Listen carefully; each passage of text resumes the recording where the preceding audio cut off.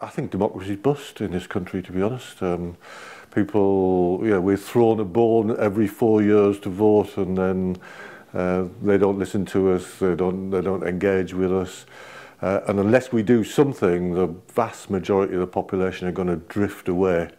And then how will we make decisions, and how will people get involved in their local society?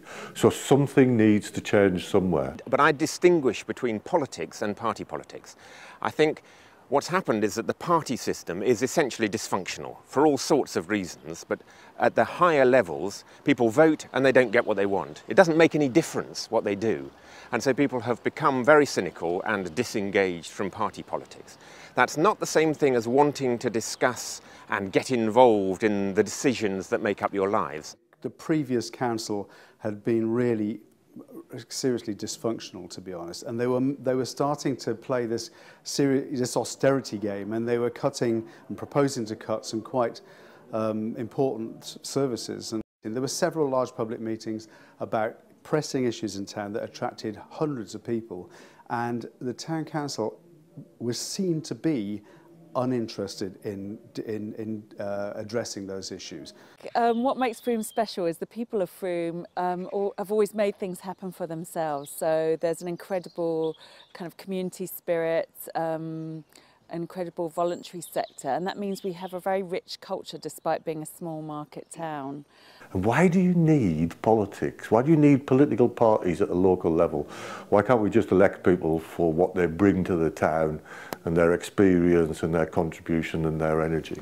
So I came to this actually from a green perspective, if you like. I'd tried to get various environmental and green things going in Frome, and I went to the town council in that capacity, asked them what their policy was, and was told that they had a park. And I thought, surely there's more to life than a park. And so I left that meeting very dissatisfied, met with other people dissatisfied for other reasons, and then that led to us thinking we could up this game a bit. I was one of the original 6 people who sat in the Griffin pub in Frome saying, oh God, isn't the town council awful, and why are they doing that? And actually the 6 of us, one night somebody said, well, why don't we stand? And actually we did. The first meeting I went to was on a cold February night upstairs in the Corner House pub. I went along to find out what was going on. I'd seen it advertised in the local paper. We thought maybe 20 or 30 people might turn up. In fact, the room was packed. There were 80 or more people. So there are 17 seats in Frome, and we wanted to cover every one with a candidate. We only had about half a dozen of us at that time who'd expressed a serious interest in taking part. We needed to get more support. We needed to throw it out wider. And by the end of the evening, I found myself kind of tentatively putting my hand up to put my name forward as a councillor. I felt very nervous about it, and I hadn't thought of being a councillor before, but it was a very inspiring meeting. And immediately there were more candidates than places. So we then had to go into a selection process to try and work out, who should actually stand. We've been running for 4 years now, and we've achieved lots of tangible projects like the refurbishment of the cheese and grain, solar panels on the cheese and grain, the pump track at Welsh Mill, buying land to get rid of the allotment waiting list. I could give you a really long list. But one of the most exciting things is bringing different groups in Frome together to help each other. So you might have some quite edgy alternative group.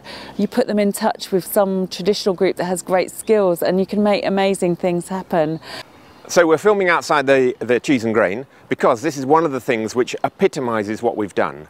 It's about taking a bit of risk, it's about being upfront, and it's about working outside of an ideology. This is a great time to borrow money. Borrowing money is really cheap. So as a town council, we've borrowed money, we've turned an annual subsidy into a long-term loan. So actually we're paying less money than we were as a town, and we spent £500,000 turning this into a wonderful building instead of the sort of place that it was. So it's now a viable business, and financially it all makes sense. Unlike previous councillors, we've not tried to run the town ourselves. We've simply looked out and seen various groups. There's a large number of voluntary groups and other organisations who do lots of really good work in specific areas, and what we wanted to do was to bring them in, to encourage them to do their thing, to help them where they needed it. And that has been such a fantastic resource. So investing, buying land for the town, buying new buildings, saving some buildings like the Cheese and Grain, that's what it's all about as far as I'm concerned. The big markets on the first Sunday of the month are a joint effort. The Town Council was instrumental in making those happen, as were other organisations. It's been hugely successful, and I think it's something that probably one of our, the proudest achievements over the last few years. Well, the numbers have been steadily growing. I think our estimate figures for last Christmas were about 10 to 12,000 people, but I should imagine we have exceeded that. And we're now working with a number of other towns around here so that they can they can take the best things of this model. We're not saying it's perfect, but there's some good things we've done in Frome.